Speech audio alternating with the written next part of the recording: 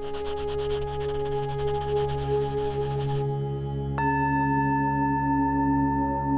हर महादेव। अधिक मास की जय प्रिय भक्तों, आप सभी का इस पावन कथा में स्वागत है। आज का दिन अत्यंत दुर्लभ और कल्याणकारी है।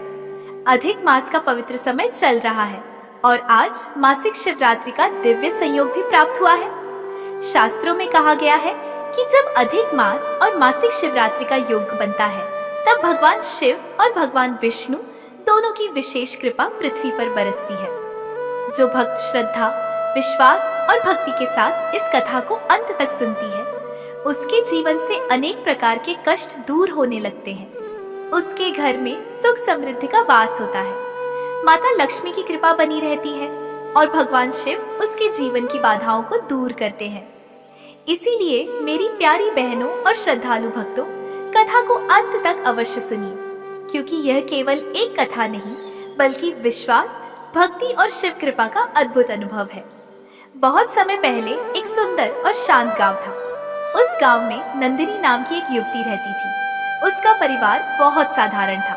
मिट्टी का छोटा सा घर, घर के सामने तुलसी का चौरा और एक छोटा सा आंगन ही उसकी दुनिया थी। नंदिनी का मन बचपन से ही भगवान शिव की भक्ति में लगा रहता था। वह प्रतिदिन सूर्योदय से पहले उठती, स्नान करती और गांव के प्राचीन शिव मंदिर में जाकर जल अर्पित करती थी। उसके माता पिता मेहनती थे, लेकिन भाग्य उनका साथ नहीं देता था। कभी फसल खराब हो जाती, कभी कोई बीमारी आ जाती, तो कभी घर में धन की कमी हो जाती।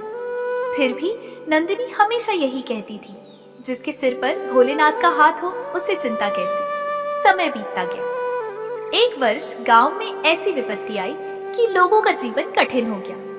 वर्षा समय पर नहीं हुई, खेत सूखने लगे, कुएं और तालाब धीरे धीरे खाली होने लगे। किसानों की चिंता बढ़ती जा रही थी। गांव के हर घर में परेशानी थी। नंदिनी के घर की स्थिति भी दिन प्रतिदिन खराब होती जा रही थी। एक शाम नंदिनी मंदिर में दीपक जला रही थी। तभी वहां एक वृद्ध संत आए। उनकी लंबी जटाएं थी, आंखों में अद्भुत तेज था और चेहरे पर गहरी शांति दिखाई देती थी। नंदिनी ने उनके चरण स्पर्श किए और उन्हें आसन दिया। संत ने उसे आशीर्वाद देते हुए कहा, बेटी, तुम्हारे मन में भक्ति है, लेकिन तुम्हारे घर में चिंता भी बहुत है। नंदिनी ने विनम्रता से उत्तर दिया, महाराज, घर में कठिनाइयां हैं, लेकिन मुझे विश्वास है कि भगवान शिव अवश्य कृपा करेंगे। संत मुस्कुराए और बोले, कुछ ही दिनों में अधिक मास की मासिक शिवरात्रि आने वाली है। यह अत्यंत दुर्लभ अवसर है। जो भक्त उस दिन सच्चे मन से शिव आराधना करती है, दान करती है और दूसरों की सहायता करती है, उसके जीवन का अंधकार दूर होने लगता है। नंदिनी ने हाथ जोड़कर कहा, महाराज, मैं अवश्य व्रत रखूंगी और पूरी श्रद्धा से भगवान शिव की पूजा करूंगी। संत ने उसे आशीर्वाद दिया और आगे बढ़ गए। दिन बीतते गए और वह पवित्र तिथि आ गई जिसका नंदिनी को इंतजार था। सुबह ब्रह्म मुहूर्त में उठकर उसने नदी में स्नान किया, स्वच्छ वस्त्र पहने और मंदिर पहुंच गई। उसने शिवलिंग पर गंगा जल, बेलपत्र, धतूरा और पुष्प अर्पित किए। फिर हाथ जोड़कर बोली, हे भोलेनाथ, मेरे पास देने के लिए धन नहीं है, लेकिन मेरा विश्वास और भक्ति आपके चरणों में समर्पित है। पूरा दिन उसने उपवास रखा। शाम होते होते उसे कमजोरी महसूस होने लगी, लेकिन उसके चेहरे पर भक्ति का तेज बना रहा। रात्रि के समय मंदिर में भजन और कीर्तन प्रारंभ हुआ। गांव के लोग बड़ी संख्या में एकत्र हुए। घंटियों की ध्वनि और शिव नाम के जयकारों से पूरा वातावरण भक्तिमय हो गया। उसी समय मंदिर के बाहर एक वृद्ध महिला आई। उसके कपड़े पुराने थे और वह बहुत थकी हुई दिखाई दे रही थी। उसने कई लोगों से भोजन मांगा, लेकिन किसी ने विशेष ध्यान नहीं दिया। कुछ लोग जल्दी में थे और कुछ उसे अनदेखा करके आगे बढ़ गए।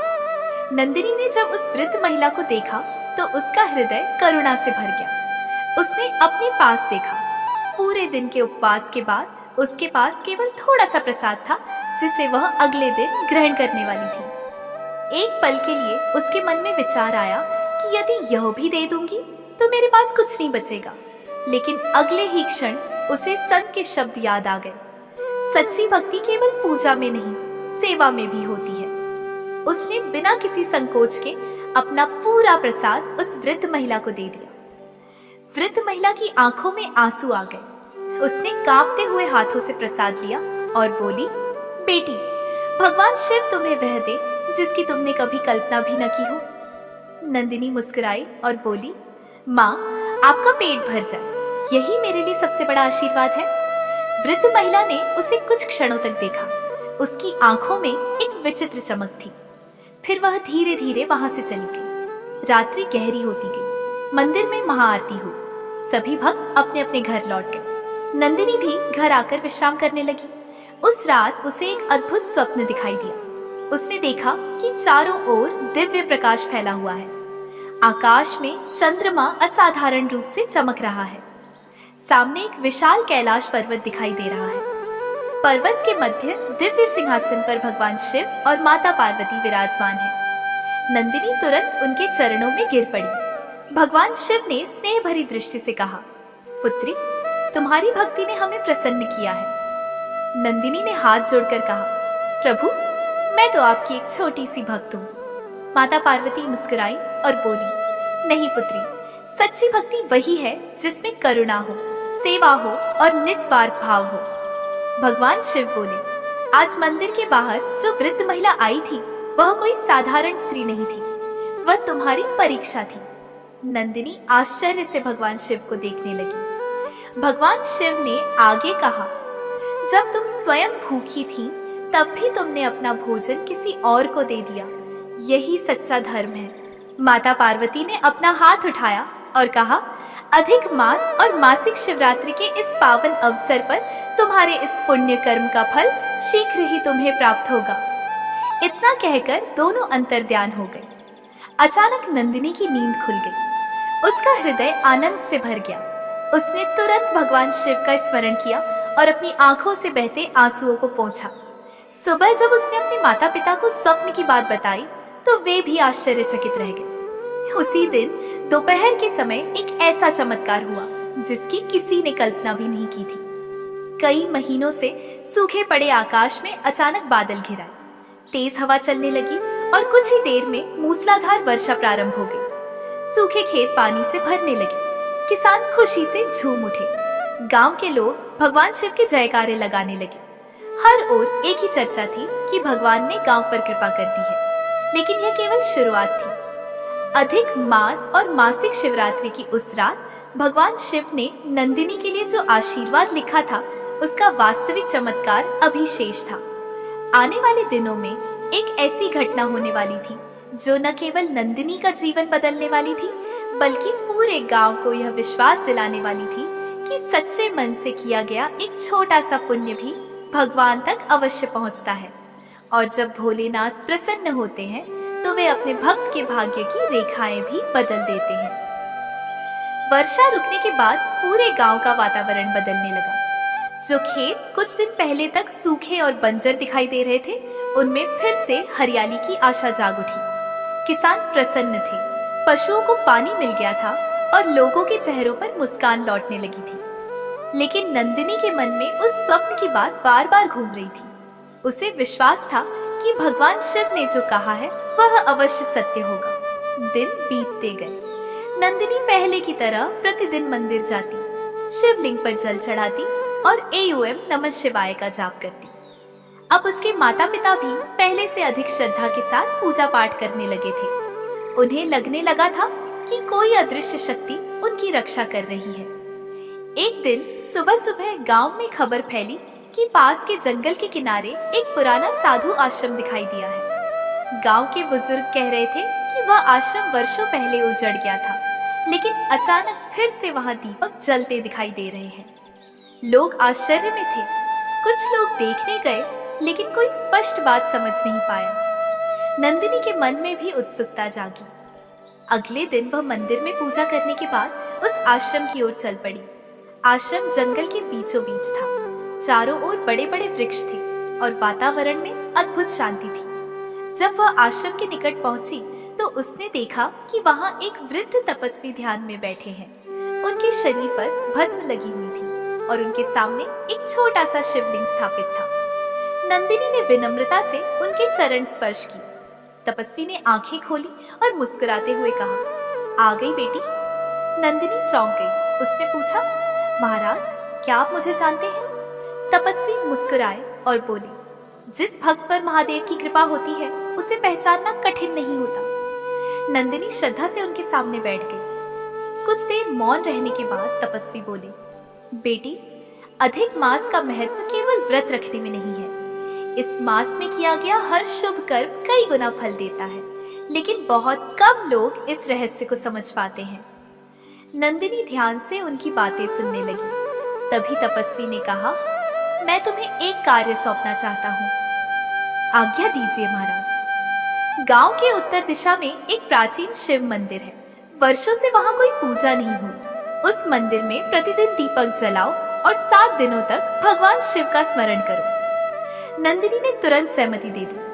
अगले ही दिन से उसने यह कार्य प्रारंभ कर दिया। वह सुबह घर के काम करती, फिर मंदिर जाकर पूजा करती और उसके बाद उस पुराने शिव मंदिर में दीपक जलाने जाती। मंदिर वास्तव में बहुत पुराना था। दीवारों पर काई जमी हुई थी, चारों ओर झाड़ियां उगी थी, लेकिन शिवलिंग आज भी उसी तेज के साथ स्थापित था। पहले दिन उसने मंदिर की सफाई की, दूसरे दिन उसने वहां फूल चढ़ाए, तीसरे दिन उसने दीपक जलाया, चौथे दिन उसने भजन गाए, 5वें दिन उसने गरीब बच्चों को फल बांटे, छठे दिन उसने भगवान शिव के नाम का जाप किया और 7वें दिन जब वह दीपक जलाकर प्रार्थना कर रही थी, तभी अचानक मंदिर के भीतर एक तेज प्रकाश फैल गया। नंदिनी घबरा गई। उसने चारों ओर देखा। प्रकाश कुछ क्षणों तक रहा और फिर धीरे धीरे शांत हो गया। जब उसने अपनी आंखें खोली तो उसके सामने एक छोटी सी तांबे की पेटी रखी हुई थी। वह आश्चर्य में पड़ गई। उसने धीरे से पेटी खोली। अंदर एक पुराना ताड़पत्र रखा हुआ था। ताड़पत्र पर कुछ प्राचीन शब्द लिखे हुए थे। नंदिनी उन शब्दों को पूरी तरह नहीं समझ पाई, लेकिन उसमें एक पंक्ति स्पष्ट लिखी थी, जहां शिव का स्मरण होता है वहां दरिद्रता टिक नहीं सकती। वह ताड़पत्र लेकर तपस्वी के पास पहुंची। तपस्वी ने उसे देखते ही कहा, तो महादेव ने तुम्हें संकेत दे दिया। नंदिनी ने पूरी बात बताई। तपस्वी कुछ देर तक मौन रहे, फिर बोले, बेटी, ये केवल एक ताड़पत्र नहीं है, यह तुम्हारे विश्वास की परीक्षा का अगला चरण है। नंदिनी ने पूछा, महाराज, इसका क्या अर्थ है? तपस्वी बोले, बहुत शीघ्र तुम्हारे सामने एक ऐसा अवसर आएगा जिसमें तुम्हें अपने स्वार्थ और धर्म में से किसी एक को चुनना होगा। उस समय याद रखना कि भगवान शिव हमेशा धर्म का साथ देने वालों की रक्षा करते हैं। नंदिनी उनकी बात सुनकर सोच में पड़ गई। कुछ दिनों बाद गांव में एक व्यापारी आया। वह बहुत धनवान था और उसने गांव वालों से घोषणा की कि जो भी उसके लिए काम करेगा उसे अच्छा धन मिलेगा। गांव के अनेक लोग उसके साथ काम करने लगे। व्यापारी ने नंदिनी के पिता को भी अपने यहाँ काम पर रख लिया। शुरुआत में सब कुछ ठीक चलता रहा, लेकिन कुछ समय बाद लोगों को पता चला कि व्यापारी अपने लाभ के लिए गरीब किसानों को धोखा दे रहा है। वह उनकी उपज कम कीमत पर खरीदता और शहर में कई गुना अधिक मूल्य पर बेच देता। लोग परेशान थे, लेकिन उसके धन और प्रभाव के कारण कोई विरोध नहीं कर पा रहा था। एक दिन व्यापारी ने नंदिनी के पिता को भी गलत हिसाब दिखाने के लिए कहा। नंदिनी के पिता दुविधा में पड़ गए। यदि वे मना करते तो नौकरी चली जाती, यदि मान जाते तो ईमानदारी खो देते। उस रात पूरा परिवार चिंता में था। तभी नंदिनी को तपस्वी की बात याद आई। तुम्हें स्वार्थ और धर्म में से एक चुनना होगा।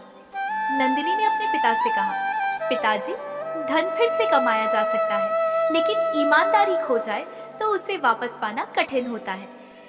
पिता ने उसकी बात सुनी और अगले दिन व्यापारी को साफ मना कर दिया।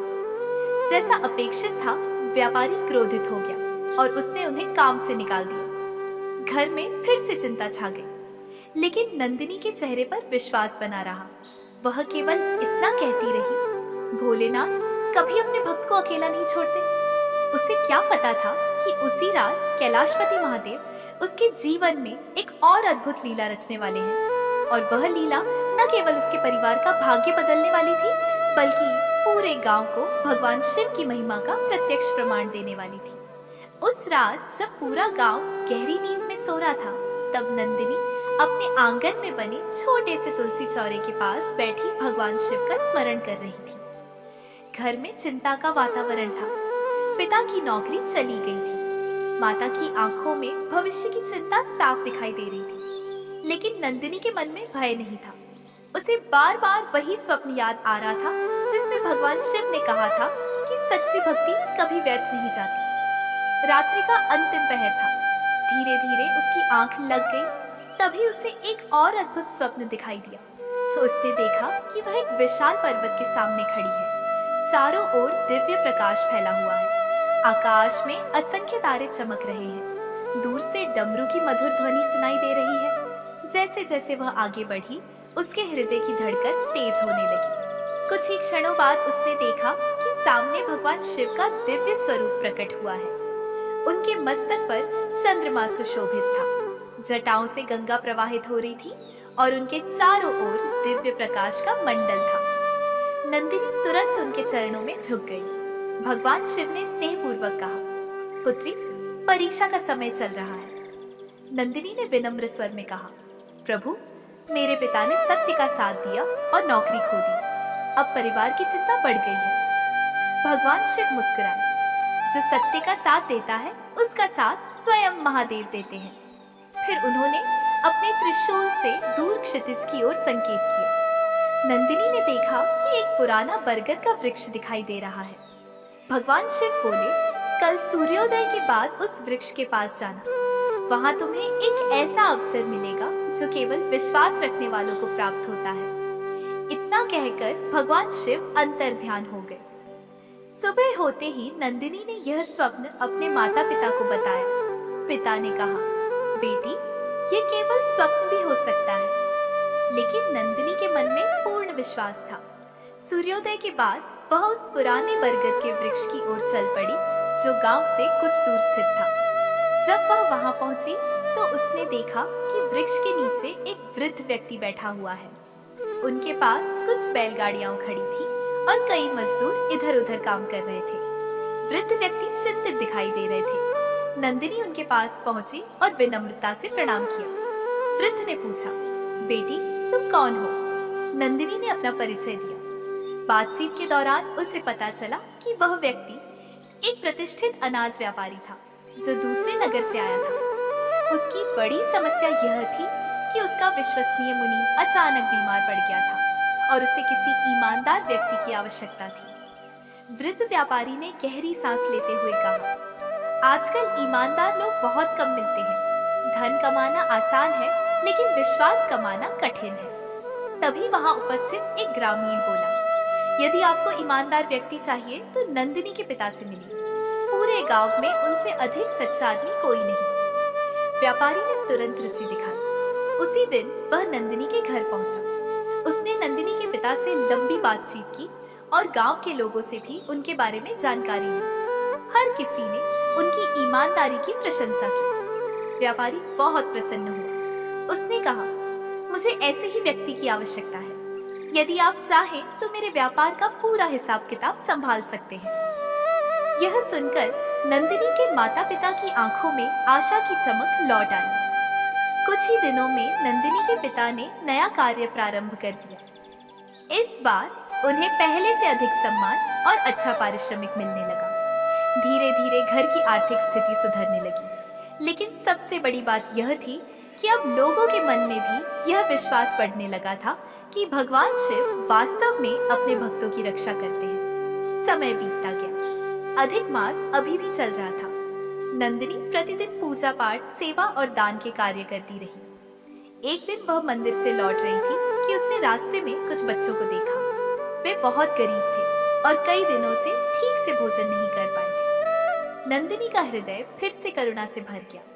घर पहुंचकर उसने माता से कहा, माँ, हमारे पास जो थोड़ा अतिरिक्त अन्न है उसका कुछ भाग उन बच्चों को दे देते हैं। माता ने मुस्कुराकर सहमति दे दी। उस दिन नंदिनी ने अपने हाथों से भोजन बनाकर उन बच्चों को खिलाया। बच्चों के चेहरे पर जो मुस्कान आई उसे देखकर उसका मन आनंद से भर गया।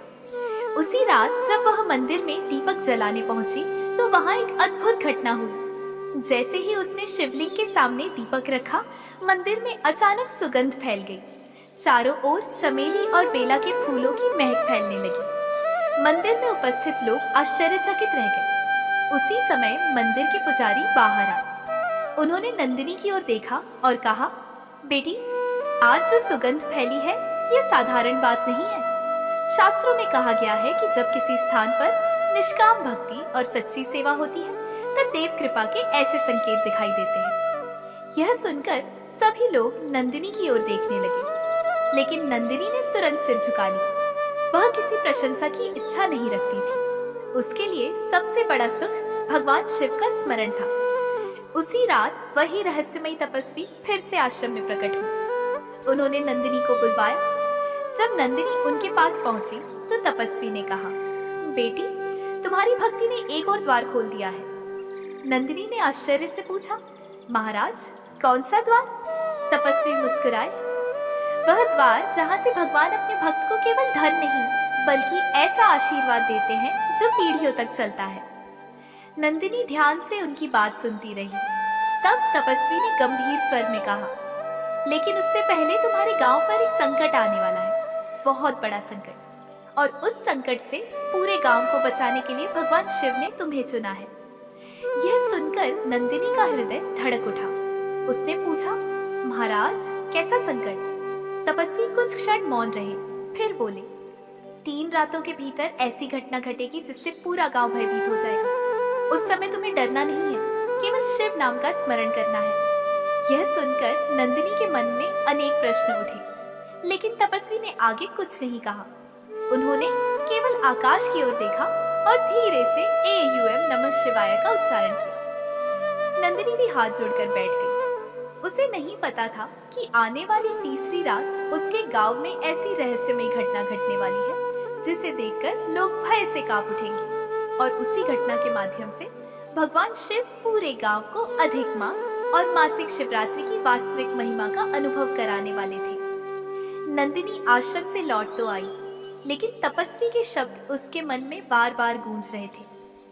3 रातों के भीतर एक बड़ा संकट आने वाला है। वह सोचती रही कि आखिर ऐसा क्या होने वाला है जिससे पूरा गांव भयभीत हो जाएगा। फिर भी उसने अपने मन को समझाया और भगवान शिव का स्मरण करते हुए अपने दैनिक कार्यों में लग गई। पहली रात शांति से बीत गई। दूसरी रात भी सब कुछ सामान्य रहा, लेकिन तीसरी रात आते आते वातावरण में कुछ विचित्र परिवर्तन दिखाई देने लगा। शाम होते होते आकाश पर काले बादल छा गए। तेज हवाएं चलने लगी। पक्षी समय से पहले अपने घोंसलों में लौट गए। पशु भी असामान्य व्यवहार करने लगे। गांव के बुजुर्ग आपस में कहने लगे, आज कुछ अलग लग रहा है। रात गहराने लगी। अचानक दूर जंगल की दिशा से एक अजीब सी गर्जना सुनाई दी। पहले लोगों ने सोचा कि शायद बादलों की आवाज होगी, लेकिन थोड़ी देर बाद वही गर्जना फिर सुनाई दी। इस बार वह और भी अधिक भयानक थी। गांव के लोग अपने अपने घरों से बाहर निकल आए। बच्चे डरकर अपनी माताओं से लिपट गए। कुछ ही समय बाद गांव के चौकीदार ने दौड़ते हुए आकर बताया, जंगल के पास वाले पहाड़ी रास्ते से बहुत तेज पानी आ रहा है। यह सुनते ही लोगों के चेहरे का रंग उड़ गया। गांव के पास एक छोटी नदी बहती थी। सामान्य दिनों में उसका जल शांत रहता था, लेकिन पहाड़ों में भारी वर्षा होने पर वह उफान पर आ जाती थी। लोग तुरंत नदी की ओर भागे। जो दृश्य उन्होंने देखा, उसे देखकर सभी घबरा गए। नदी का जल तेजी से बढ़ रहा था। पानी अपने किनारों को तोड़ता हुआ गांव की ओर बढ़ रहा था। लोगों को समझ नहीं आ रहा था कि क्या करें। कई घर नदी के किनारे थे। यदि जल और बढ़ता तो पूरा गांव संकट में पड़ सकता था।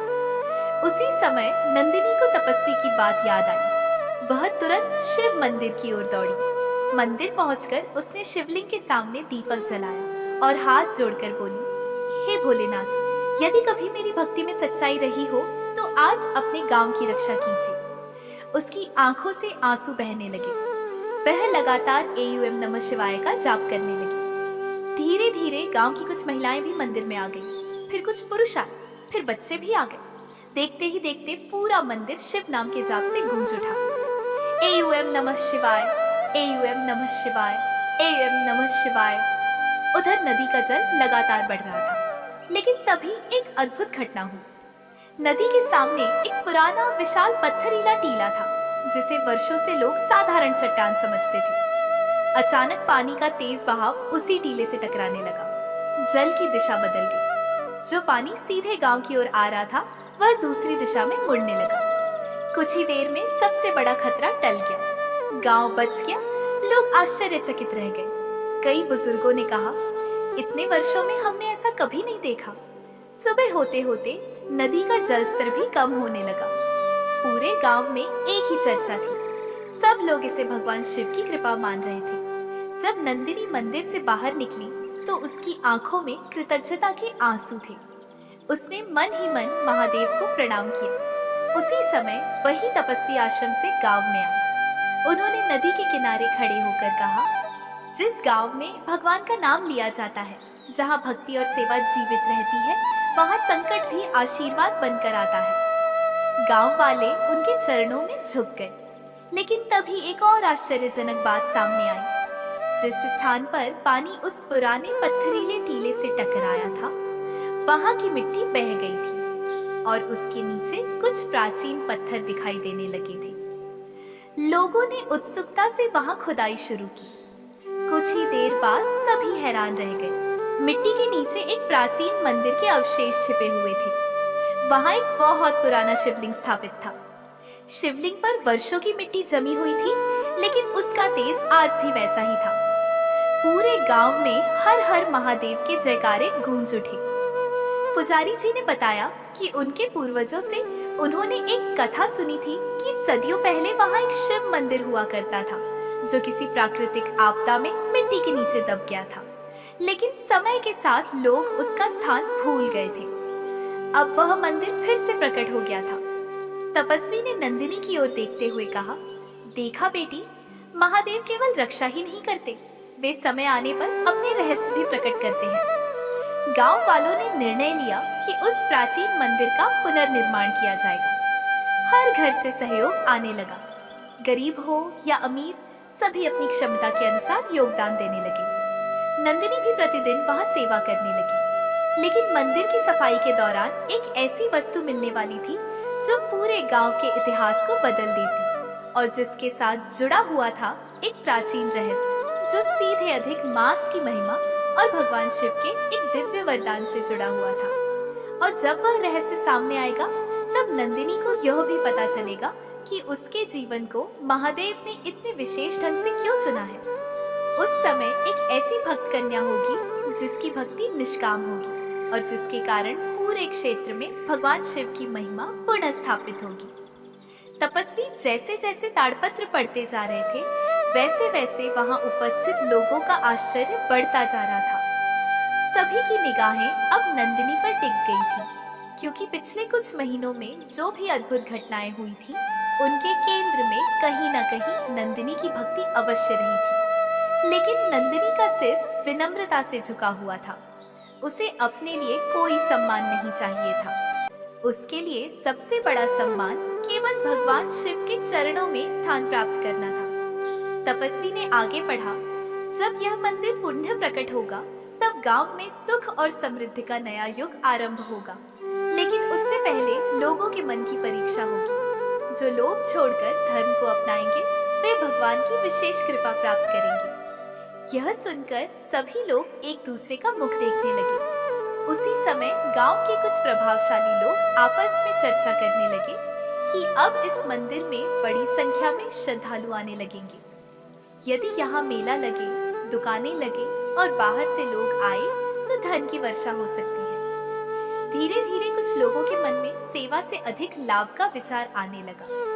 तपस्वी सब समझ रहे थे। उन्होंने शांत स्वर में कहा, याद रखो, जहाँ भक्ति होती है वहाँ लक्ष्मी स्वयं आती है, लेकिन जहाँ केवल लालच होता है, वहाँ से कृपा धीरे धीरे चली जाती है।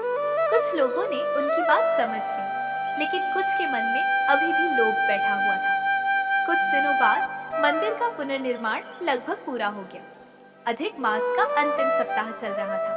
पूरे गांव में उत्साह था। लोगों ने निर्णय लिया कि अधिक मास की अंतिम मासिक शिवरात्रि पर एक विशाल भजन, संध्या और महाआरती आयोजित की जाएगी। नंदिनी दिन रात सेवा में लगी हुई थी। कभी वह फूल सजाती, कभी प्रसाद बनवाने में सहायता करती, कभी आने वाले श्रद्धालुओं के लिए जल की व्यवस्था करती। एक शाम जब वह मंदिर में दीपक जला रही थी, तभी एक वृद्ध महिला वहां आई। उसके कपड़े साधारण थे, हाथ में एक पुरानी लाठी थी और चेहरे पर उम्र की रेखाएं साफ दिखाई दे रही थी। वह धीरे धीरे चलते हुए नंदिनी के पास पहुंची और बोली, बेटी, क्या मुझे थोड़ा पानी मिल सकता है? नंदिनी तुरंत दौड़कर गई और तांबे के लोटे में शीतल जल लिया। वृद्धा ने जल लिया, फिर बोली, मैं बहुत दूर से आई हूँ, क्या मुझे थोड़ा भोजन मिल सकता है? नंदिनी उसे अपने घर ले गई। उसने अपने हाथों से भोजन परोसा। वृद्धा प्रेम से भोजन करने लगी। भोजन समाप्त होने पर उसने नंदिनी की ओर देखा और बोली, बेटी, यदि भगवान तुम्हारे सामने आकर एक वरदान मांगने को कहे तो तुम क्या मांगोगी? नंदिनी मुस्कुराई। उसने कहा, मैं अपने लिए कुछ नहीं मांगूंगी, मैं केवल यही मांगूंगी कि मेरे माता पिता सुखी रहे, गांव के लोग खुश रहे और मेरे मन से भगवान का नाम कभी न जाए। वृद्धा की आंखें चमक उठी। उसने फिर पूछा, और धन, वैभव, बड़ा घर, आभूषण? नंदिनी ने सिर हिलाया। यदि भगवान की कृपा हो तो सब कुछ अपने समय पर मिल जाता है, लेकिन यदि भगवान का नाम छूट जाए तो सब कुछ होते हुए भी कुछ नहीं रहता। वृद्धा कुछ क्षण तक उसे देखती रही, फिर उसके चेहरे पर एक अद्भुत मुस्कान फैल गई। उसने नंदिनी के सिर पर हाथ रखा और बोली, तुम्हारा हृदय बहुत निर्मल है बेटी। यह कहकर वह धीरे धीरे बाहर चली गई। नंदिनी कुछ देर बाद घर के बाहर आई तो वृद्धा कहीं दिखाई नहीं दी। चारों ओर देखने पर भी उसका कोई पता नहीं चला। उसके मन में वही अनुभूति हुई जो उस पहली वृद्ध महिला को भोजन कराने के समय हुई थी। उसे लगा जैसे कोई दिव्य शक्ति उसकी परीक्षा लेकर चली गई हो। आखिर वह पावन रात्रि भी आ गई जिसका सभी को इंतजार था। अधिक मास की अंतिम मासिक शिवरात्रि। सुबह से ही मंदिर में श्रद्धालुओं की भीड़ उमड़ने लगी। घंटियों की ध्वनि, शंखनाद और हर हर महादेव के जयकारों से पूरा क्षेत्र गूंज उठा। सैकड़ों दीपक जलाए गए, फूलों से मंदिर को सजाया गया। शाम होते होते ऐसा लग रहा था मानो पूरा गांव किसी दिव्य उत्सव में बदल गया हो। रात्रि के प्रथम प्रहर में रुद्राभिषेक प्रारंभ हुआ। दूसरे प्रहर में भजन और कीर्तन, तीसरे प्रहर में भगवान शिव के नाम का अखंड जाप और चौथे प्रहर में महाआरती की तैयारी। नंदिनी भी मंदिर के एक कोने में हाथ जोड़कर बैठी थी। उसकी आंखें बंद थीं और उसके होठों पर केवल एक ही मंत्र था, AUM, नमः शिवाय। अचानक मंदिर के भीतर एक अद्भुत सुगंध फैलने लगी, वही दिव्य सुगंध जो पहले भी कई बार अनुभव हुई थी। लोग आश्चर्य से इधर उधर देखने लगे। तभी शिवलिंग के ऊपर रखा दीपक बिना हवा के स्वयं अधिक तेज जलने लगा। उसकी लौ असामान्य रूप से ऊंची हो गई। पूरा मंदिर प्रकाश से भर गया। कुछ लोगों की आंखों में आंसू आ गए। कुछ लोग भाव विभोर होकर शिव नाम का जाप करने लगे। उसी समय तपस्वी धीरे धीरे आगे बढ़े। उन्होंने हाथ जोड़कर शिवलिंग को प्रणाम किया, फिर ऊंचे स्वर में बोले, हे महादेव, आपकी कृपा अपरंपार है। आपने इस गांव को फिर से अपने चरणों में स्थान दिया है। जैसे ही उनके शब्द समाप्त हुए, मंदिर की घंटियां बिना किसी के छुए अपने आप बजने लगी। हर हर महादेव के जयकारे चारों ओर गूंज उठे। नंदिनी की आंखों से आंसुओं की धारा बहने लगी। उसे लग रहा था कि भगवान शिव की उपस्थिति उसी मंदिर में है। उसी क्षण उसके भीतर एक अद्भुत शांति उतर आई, ऐसी शांति जो उसने पहले कभी अनुभव नहीं की थी। और तभी उसके मन में जैसे कोई दिव्य वाणी सुनाई दी, पुत्री, जिसने सेवा को पूजा समझा, जिसने दया को धर्म समझा, जिसने भक्ति को जीवन समझा, वह कभी खाली नहीं रहती। नंदिनी ने आंखें खोल दी। उसका हृदय आनंद से भर गया। उसे ऐसा लगा जैसे भगवान शिव स्वयं उसे आशीर्वाद दे रहे हों। उस रात के बाद गांव का भाग्य सचमुच बदल गया। फसलें भरपूर होने लगी, व्यापार बढ़ने लगा, लोगों के जीवन में सुख और शांति आने लगी। लेकिन सबसे बड़ा परिवर्तन लोगों के हृदय में आया। अब लोग केवल अपने लिए नहीं, दूसरों के लिए भी सोचने लगे। दान बढ़ा, सेवा बढ़ी, भक्ति बढ़ी और सबसे बढ़कर भगवान के प्रति विश्वास बढ़ा। नंदिनी ने जीवन भर उसी विनम्रता के साथ भगवान शिव की सेवा की। उसने कभी अपने लिए किसी चमत्कार का श्रेय नहीं लिया। वह हमेशा यही कहती थी, सब कुछ महादेव की कृपा है। समय बीतता गया, लेकिन अधिक मास और उस मासिक शिवरात्रि की कथा पीढ़ी दर पीढ़ी सुनाई जाती रही। लोग अपने बच्चों को बताते रहे कि सच्ची भक्ति केवल मंदिर में दीपक जलाने से नहीं होती, बल्कि भूखे को भोजन देने, दुखी को सहारा देने, सत्य का साथ देने और भगवान पर विश्वास बनाए रखने से होती है। और कहा जाता है कि आज भी उस प्राचीन शिव मंदिर में जो भक्त सच्चे मन से AUM नमः शिवाय का जाप करती है, भगवान शिव उसकी प्रार्थना अवश्य सुनते हैं। हर हर महादेव। अधिक मास की जय। यदि आपको यह पावन कथा पसंद आई हो तो हमारे चैनल को लाइक, शेयर और सब्सक्राइब अवश्य कीजिए और कमेंट में श्रद्धा से लिखिए, हर हर महादेव। भगवान शिव और माता लक्ष्मी की कृपा आप सभी पर सदैव बनी रहे। कथा समाप्त। Ngô Bà An Bà